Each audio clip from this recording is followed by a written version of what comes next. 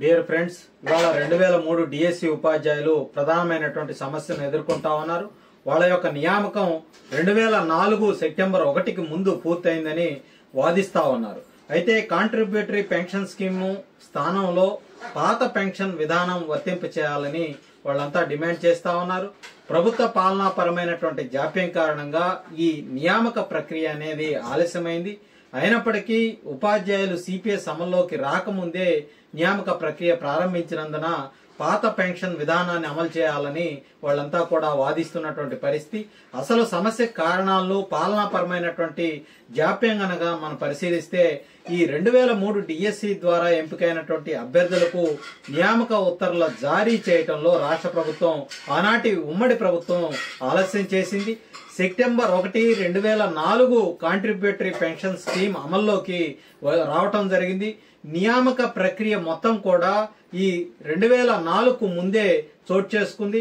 2003 DSC notification కింద ఎంపికైనటువంటి అభ్యర్థుల నియామక ప్రక్రియ అంతా కూడా ఈ సిఎస్సి అమల్లోకి రాకముందే పూర్తయినందున ఇవాళ వాళ్ళంతా కూడా తమ నియామక ప్రక్రియ సిపిఎస్ అమల్లోకి రాకముందే పూర్తయింది కాబట్టి మాకు పాత పెన్షన్ విధానాన్ని వర్తింప చేయాలని 2003 డిఎస్సి సంబంధించినటువంటి అభ్యర్థులంతా కూడా డిమాండ్ చేస్తా ఉన్నారు. మరోవైపు మనం చూసుకున్నట్లయితే కేంద్ర ప్రభుత్వం మెమో 57ను జారీ చేయటం జరిగింది.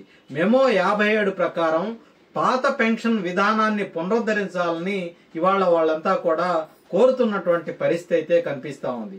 ప్రస్తుతం ఉపాధ్యాయులు వివిధ రూపాల్లో సమస్యను ప్రభుత్వం దృష్టికి తీసుకువెళ్లేందుకు అనేక పర్యాయాలు నిరసన రూపంలో, ధర్నాల రూపంలో వాళ్ళ యొక్క ఆందోళనలు తెలియజేస్తున్నటువంటి పరిస్థితి అయితే ఉంది. ఇదొక ఆంధ్రప్రదేశ్ సమస్య మాత్రమే కాదు, తెలంగాణలో కూడా ఈ తరహా సమస్య ఉంది. తెలంగాణ హైకోర్టు ఇప్పటికే డిఎస్సి 2003 ఉపాధ్యాయులకు పాత పెన్షన్ స్కీమ్ వర్తింపు చేయాలని ఇప్పటికే ఆదేశాలు కూడా జారీ చేసింది జరిగింది. ఒకవైపు కేంద్ర ప్రభుత్వం, మరోవైపు ఉమ్మడి ఆంధ్రప్రదేశ్ లో ఉన్నటువంటి ఉపాధ్యాయులంతా కూడా పూర్తి స్థాయిలో ఈ సమస్యను పరిష్కరించాలని కోరుతా ఉన్నారు.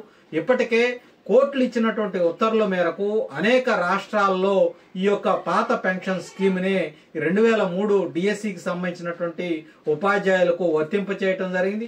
అలాగే ఆంధ్రప్రదేశ్ ప్రభుత్వం కూడా ఈ 2004కు ముందే ఈ వీళ్ళ యొక్క నియామక ప్రక్రియ పూర్తయింది కాబట్టి వాళ్ళకు కూడా పాత పెన్షన్ విధానాన్ని అమలు చేయాలని కోరుతున్నటువంటి పరిస్థితి అయితే కనిపిస్తా ఉంది.